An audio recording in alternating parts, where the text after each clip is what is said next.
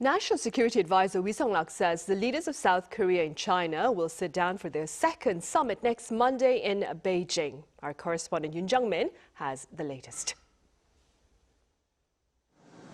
The South Korean leader will depart for Beijing on Sunday as part of his 4-day state visit to China. On Monday, President Lee Jae Myung will be hosted by Chinese President Xi Jinping for a summit, just 2 months after they met in South Korea's Gyeongju. High on the agenda is restoring the Seoul-Beijing relationship, which had been frosty under the previous Yoon Suk Yeol administration. Based on deep friendship and robust trust between Korea and China, we will restore the strategic dialogue channel to solidify the political foundation. The leaders are also expected to focus on economic cooperation, centered on supply chains and digital economy, among others, with a signing event planned for a number of MOUs.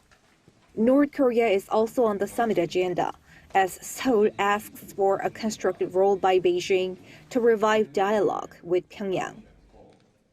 People's livelihoods and peace are inseparable.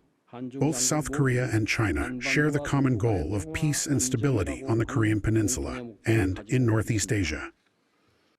Eyes are also on China potentially lifting its unofficial ban on Korean cultural content, which was in retaliation for Seoul's decision to deploy the U.S. THAAD missile defense system in 2016.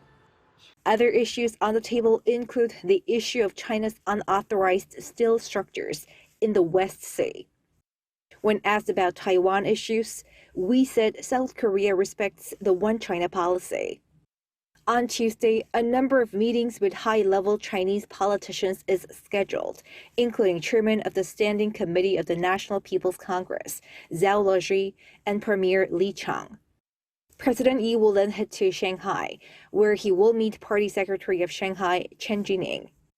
Also in that city, Yi will visit the Provisional Government Building in Shanghai, a Korean government in exile during Japanese colonial rule.